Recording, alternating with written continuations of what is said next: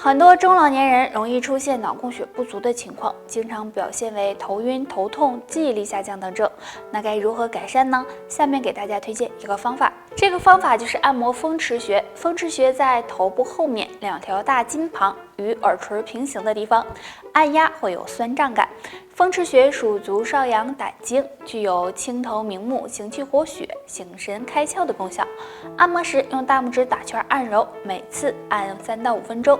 经常按摩风池穴能促进大脑血液循环，帮助加强大脑功能。每天坚持按摩也能够帮助养护心血管。长时间脑供血不足很可能会引发各种疾病，所以呢可以用这个方法进行保养。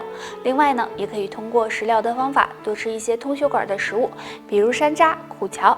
这2种食物中含有黄酮类物质，能软化血管，改善微循环，可以有效的养护心血管健康。如果你总是感觉腰酸背痛、颈椎疼痛、脖子僵硬，那不妨跟我学一个动作吧。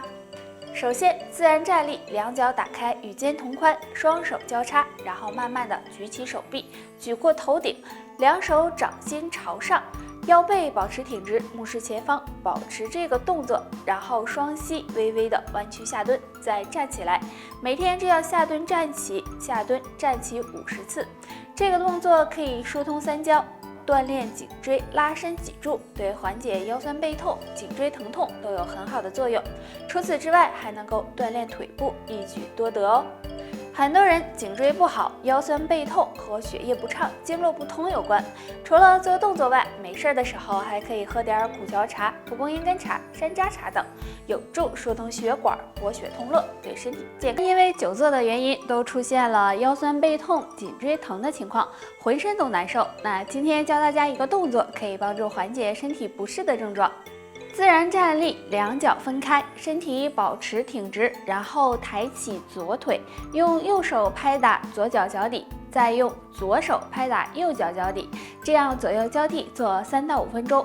注意做这个动作的时候，不要低头，腰背保持挺直。这个动作可以促进全身气血，活动全身筋骨，拉伸背部经络，有很好的通肩颈、强腰背的作用。很多人腰酸背痛、颈椎疼，很可能是气血经络不通，所以没事的时候喝点苦荞茶、洛神花茶，有助畅通气血，保持血液顺畅，这样对腰背、颈椎健康，是年轻人还是老年人都有腰疼的毛病，让人感觉很烦恼。那想要养好腰，平时要对腰进行保护和锻炼。下面教大家一个动作，对腰部健康有帮助。找个垫子，平躺在上面，双手向上伸直，双腿抬起来，弯曲膝盖，然后将左手和右腿同时的向前伸直，再收回，练习20次，再换右手和左腿伸直，也是做20次。注意做的时候，腰部要紧贴地面，臀部保持紧绷。每天坚持做，可以锻炼腰椎和腿部，畅通经络气血，对改善腰腿疼痛有很好的作用。那腰疼的原因有很多，比如肾虚、腰突、腰肌劳损等。那如果肾虚该怎么办呢？可以常吃养肾的食物，比如黑枸杞、蒲公英根、黑芝麻、山药等，还有坚持运动锻炼，对肾脏都有保护作用哦。长时间坐着或者是站着，就可能会使人出现腰痛、腰酸的情况，严重的还会给腰椎造成伤害。那今天呢，教大家一个动作，经常做一做，养护腰椎健康。平躺在垫子上，双腿弯曲，脚掌踩在垫子上，双手呢向身体两侧伸直，然后将双腿膝盖向右侧转动，同时腰部向左侧旋转，头也偏向左侧，这样坚持10秒，再返回到还原的位置，然后呢再向相反的方向做这个动作，每次做5分钟左右即可。可以早晚都做一次，这个动作能锻炼腰腹部，改善血液循环，对缓解腰疼、养护腰椎有非常好的效果。不想腰椎受伤呢，平时要注意不能够长期久坐不动或者是弯腰，多注意腰部的保暖，也可以常喝苦荞茶。苦荞茶有活血化瘀、促进新陈代谢的作用，能够帮助保持气血畅通。男人都害怕肾虚，那中医认为腰为肾之府，如果肾脏虚弱，那么就可能会有腰无力、腿没劲儿的情况。所以呢，养肾很重要。下面教大家一个方法，可以帮助养肾，改善腰腿无力。这个方法呢，就是用菟丝子煮水喝。菟丝子有很重要的作用，它归肝脾肾三经，有很好的补益肝肾、益精壮阳的作用。那对肾虚引起的腰膝酸软有很好的改善效果。那大家可以取7克的菟丝子和适量的白糖，然后把它们放到锅中煮开，大约煮15到20分钟就可以喝了。那男性朋友没事的时候可以喝点，对肾脏健康有帮助，也能够让腰腿更强壮。不过呀，要提醒大家的是，如果菟丝子喝多了，很可能会有上火的情况。那这时呢，有很多年纪大的人晚上会有起夜频繁、夜尿增多的情况，导致睡眠质量也很差，对身体健康不利。那该怎么办呢？下面教大家一个小方法。这个方法非常的简单，就是勾勾我们的小拇指。首先伸出我们的双手，除了小拇指的4个手指呢都握住，然后弯曲小拇指，双手互相的勾住，这样拉一拉，每次5分钟就行，可以早晚都做一次。因为我们的小拇指对应的是肾经，这样按摩可以加强肾脏功能，起到养肾护肾的作用。除了这个方法，还可以用手指按压小手指的第1指节和第2指节，它们呢分别对应的是肾穴和命门。坚持按压对肾脏和膀胱都有好处，也能够帮助改善夜尿增多的情况。那我们平时呢还要多注意养护肾脏的健康，除了多进行体育锻炼外，还可以呢经常的喝点桂圆枸杞茶，不仅有养肾的作用，还能够帮助改善失眠。现在很多人闲来无事都喜欢嗑个瓜子唠唠家常，并且现在瓜子的种类也越来越多了，但是有的人却说1把瓜子等于6碗米饭，不仅会增肥，还会损害肝脏。那这种说法对吗？一般我们吃的是葵花籽，而100克的葵花籽含有的热量大约有600卡。我们每天呢吃的1小碗米饭也就有100卡。这么说来，1把瓜子确实抵得上6碗米饭了，并且瓜子含有很高的脂肪，如果少量吃，不会给身体造成伤害。那相反还能够帮助保护心血管，但如果过量食用的话，也可能会损害肝脏。不过有2种瓜子真的不要吃。第一种带味道的瓜子，现在的瓜子有的是红枣味的，有的是咸味的，还有奶香味的。